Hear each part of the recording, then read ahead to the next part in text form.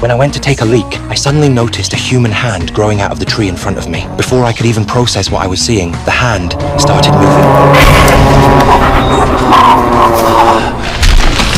Scared shitless and ran back to tell my 3 buddies that there might be some kind of monster in the forest. They all thought I was messing with them, so I had to pull up my shirt and show them the scratches on my body. Something had clawed me while I was sleeping last night. I told them we had to get out of there right away, but they still didn't believe me. I got so pissed off that I decided to leave on my own. After I spooked them like that, they had no choice but to follow me out. What we didn't know was that there really was some terrifying creature living in the forest, and it had been watching us the whole time.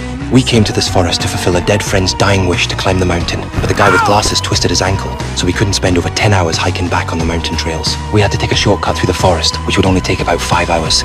The moment we entered the forest, our compass started spinning like crazy. That was a bad omen. Sure enough, we soon came across a deer that had been gutted and hung up in a tree. At first we thought it was a hunter's bait, but I quickly realized something was off. No hunter had the strength to hang a deer that high, and the wounds didn't look man-made. It looked more like something had torn it open with massive force. It was getting dark, so we picked up the pace. Suddenly the sky darkened and it started pouring rain. Even worse, we got lost. Just as we were about to set up our tents, we spotted a small cabin up ahead. It was like a godsend. To escape the freezing cold and the downpour, we busted the door open and rushed inside. And as I entered, I heard this eerie howling sound behind me. I shined my flashlight back there, but didn't see anything. We had no idea that thing had already set its sights on us. There were some weird items hanging inside the cabin. We thought they were left by hunters and didn't pay much attention. But when we went upstairs, we saw a headless scarecrow standing in the middle with its arms raised, like it was performing some kind of mysterious ritual. What was even more terrifying was that the scarecrow's feet looked incredibly human. All these creepy things freaked us out so much that we didn't dare think too much about it. We went to bed early, planning to leave as soon as daylight came. But after we fell asleep,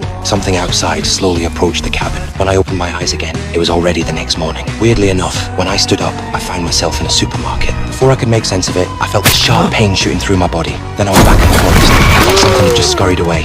I lifted my shirt and found several mysterious scratch marks on my body. Just as I was shaking with fear, I heard screaming from inside the cabin. I rushed in and found all my companions trapped in terrifying nightmares. What was even more horrifying was that the guy with the mustache was gone. I went upstairs and found him kneeling in front of the scarecrow, like he was being controlled. I kept shouting until everyone gradually came to their senses. Realizing this place was seriously messed up, we quickly packed our bags and got the hell out. But we hadn't gone far when another creepy cabin appeared ahead of us. After last night's experience, we didn't dare enter the cabin again and chose to take a detour. By this point, the guy with glasses had no energy left to keep going. I realized we couldn't just blindly push forward, so I ran up the slope to scout the path. Suddenly, I saw a hand appear on the big tree ahead, and some unknown creature flashed by. I immediately got everyone to move out. We soon discovered a massive footprint on the ground. When we examined it, we found a tent buried underneath with a wallet inside. The wallet had a family photo in it, but the wallet's owner had vanished. Terrified, we kept moving. Night fell once again. Because the temperature difference between day and night in the forest was huge, we had no choice but to camp where